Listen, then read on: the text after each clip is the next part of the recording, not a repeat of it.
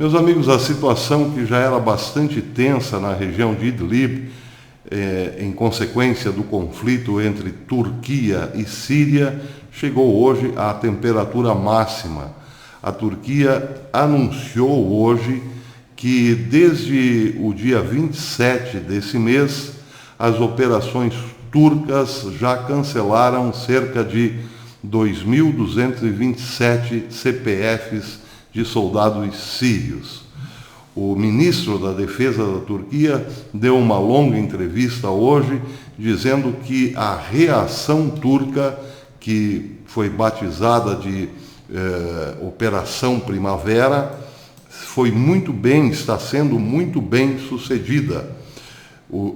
Escudo da Primavera é o nome da operação turca, que já deixou 2.200 soldados sírios fora de combate.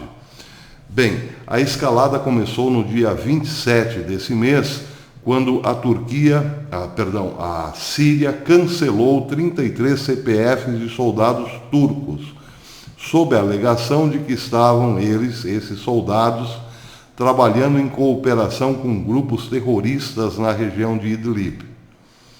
A Rússia confirmou, ou melhor, aceitou a versão síria e confirmou que os soldados turcos que foram abatidos no dia 27 trabalhavam em conjunto com grupos terroristas. Ankara não aceitou a versão não aceitou a versão síria e russa e disse que a Síria pagaria um alto preço por ter atacado e cancelado os CPFs de 33 de seus soldados. E aí, portanto, começou a grande escalada de violência.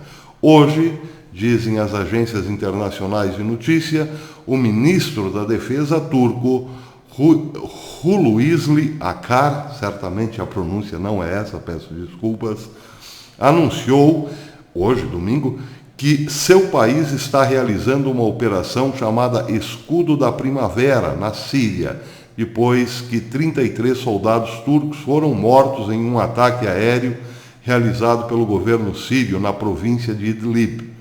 A operação, chamada Escudo da Primavera, foi lançada após o abominável ataque a Idlib em 27 de fevereiro, disse o ministro da Defesa turco, e continuou com sucesso. Até hoje, ele disse, um drone, 8 helicópteros, 103 tanques, 72 projetos e 3 sistemas de defesa aéreo e cerca de 2.212 soldados do regime sírio foram neutralizados, disse o ministro da Defesa turco. Ele também disse que o único objetivo dessa operação é a autodefesa contra soldados e unidades do regime de Assad, que atacaram tropas turcas na área. Ele enfatizou também que a Turquia não busca enfrentar a Rússia. Nosso principal objetivo, disse ele, é garantir o cessar-fogo e a estabilidade permanentemente. Ninguém duvidará, no entanto, que a resposta mais violenta e inabalável será feita no âmbito da defesa legítima contra ataques às nossas tropas, pontos de observação e posições, disse o ministro turco. Não temos a intenção de enfrentar a Rússia. A nossa única intenção é que o regime termine o massacre promovido por Assad e, portanto, evite a radicalização e a migração. E continuou dizendo, como países garantidores da paz, temos que fazer todo o possível para atender a todos os requisitos do consenso de Sochi, embora tenha sido acordado reduzir a tensão. Bem, o consenso de Sochi foi uma reunião entre a Rússia, o Irã e a Turquia para manterem a estabilidade na região, contanto que a Turquia se afastasse dos Estados Unidos na faixa entre a sua fronteira e a província de Idlib, na Síria. Os Estados Unidos, estranhamente, se afastaram e a Turquia acabou tomando conta daquela região até chegar em Idlib, onde o confronto com a Síria começou. Os Estados Unidos não deixaram a Síria. Estão em outros pontos, porém distantes deste conflito. Um dos pontos de uma base americana fica próximo às colinas de Golã, num deserto, onde a posição de observação é privilegiada, tanto na observação em relação aos aviões que partem de Israel em direção à Síria, quanto à movimentação de grupos armados na região, financiados pelo Irã, que se dirigem de quando em quando para as colinas de Golã. Aliás, o Irã, ele próprio, quis criar uma base ali entre no deserto sírio, próximo às colinas de Golã, muito perto também dessa base norte-americana, mas foi dissuadido, pelo menos por enquanto. Bem, a situação agora, com esta revelação de que 2.212 soldados sírios tiveram os respectivos CPFs cancelados, a Rússia terá necessariamente que tomar uma posição. Eu continuo defendendo a ideia de que, apesar de ser difícil de acreditar, continuo defendendo a ideia de que, no final das contas, Rússia, Turquia e Irã estão muito bem acordados no que isso poderá representar para os Estados Unidos num futuro próximo. É muito provável que tudo isso seja uma grande provocação para desestabilizar ainda mais a Europa e colocar a OTAN de saia justa dentro do Oriente Médio. Ou seja, levar os Estados Unidos a uma posição quase que solitária em defesa do sabe-se lá do que dentro da Síria, porque é muito difícil hoje, até mesmo para os americanos, dizerem por que estão na Síria. Defender Bashar al-Assad é defender a Rússia, defender a integridade do território sírio sob Bashar al-Assad, por tabela, é também defender os interesses do Irã na região, que são única e exclusivamente contra Israel.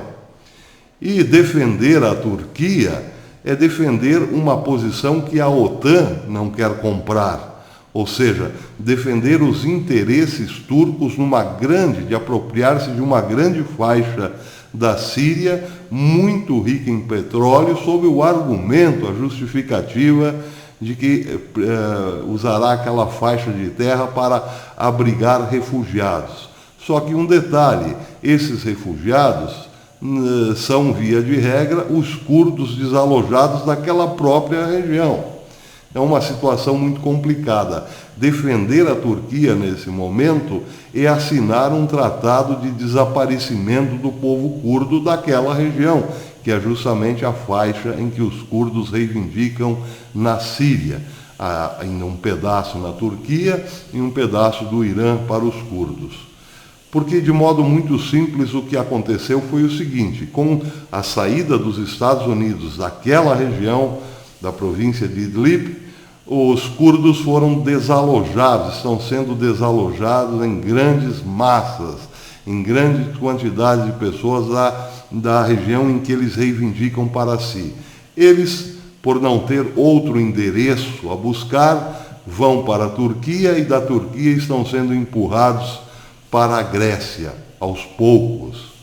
Pois é, quanto mais longe da região ficarem os curdos, melhor para Erdogan, que quer essa faixa para abrigar, contraditoriamente, curdos refugiados. Claro que é muito complicado, difícil de entender. A posição de saia justa da OTAN é justamente essa. Se apoiar os turcos, estão indo contra os curdos. Estão dando carta aberta a Erdogan fazer uma limpa étnica na região. Se apoiar a Síria, estariam apoiando ou concedendo à Rússia o poder absoluto naquela região e também um poder, digamos, por tabela, um poder dado aos iranianos que querem ficar muito próximos de Israel, com más intenções, evidentemente.